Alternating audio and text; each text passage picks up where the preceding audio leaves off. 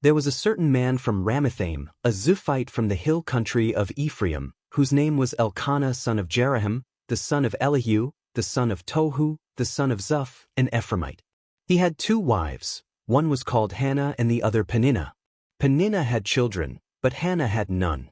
Year after year this man went up from his town to worship and sacrifice to the Lord Almighty at Shiloh, where Hophni and Phinehas, the 2 sons of Eli, were priests of the Lord. Whenever the day came for Elkanah to sacrifice, he would give portions of the meat to his wife Peninnah and to all her sons and daughters. But to Hannah he gave a double portion because he loved her, and the Lord had closed her womb. Because the Lord had closed Hannah's womb, her rival kept provoking her in order to irritate her. This went on year after year. Whenever Hannah went up to the house of the Lord, her rival provoked her till she wept and would not eat. Her husband Elkanah would say to her, "Hannah, why are you weeping? Why don't you eat? Why are you downhearted? Don't I mean more to you than 10 sons?" Once when they had finished eating and drinking in Shiloh, Hannah stood up.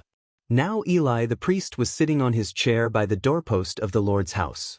In her deep anguish Hannah prayed to the Lord, weeping bitterly. And she made a vow, saying, "Lord Almighty, if you will only look on your servant's misery and remember me, and not forget your servant but give her a son, then I will give him to the Lord for all the days of his life, and no razor will ever be used on his head." As she kept on praying to the Lord, Eli observed her mouth. Hannah was praying in her heart, and her lips were moving but her voice was not heard. Eli thought she was drunk and said to her, "How long are you going to stay drunk? Put away your wine." "Not so, my lord," Hannah replied, "I am a woman who is deeply troubled. I have not been drinking wine or beer, I was pouring out my soul to the Lord. Do not take your servant for a wicked woman. I have been praying here out of my great anguish and grief." Eli answered, "Go in peace, and may the God of Israel grant you what you have asked of him." She said, "May your servant find favor in your eyes." Then she went her way and ate something, and her face was no longer downcast. Early the next morning they arose and worshipped before the Lord and then went back to their home at Ramah. Elkanah made love to his wife Hannah, and the Lord remembered her. So in the course of time Hannah became pregnant and gave birth to a son. She named him Samuel, saying, "Because I asked the Lord for him."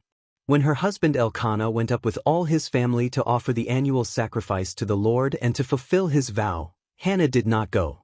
She said to her husband, "After the boy is weaned, I will take him and present him before the Lord, and he will live there always."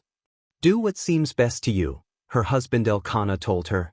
"Stay here until you have weaned him, only may the Lord make good his word." So the woman stayed at home and nursed her son until she had weaned him. After he was weaned, she took the boy with her, young as he was, along with a 3-year-old bull, an ephah of flour and a skin of wine, and brought him to the house of the Lord at Shiloh. When the bull had been sacrificed, they brought the boy to Eli, and she said to him, "Pardon me, my lord. As surely as you live, I am the woman who stood here beside you praying to the Lord. I prayed for this child, and the Lord has granted me what I asked of him. So now I give him to the Lord.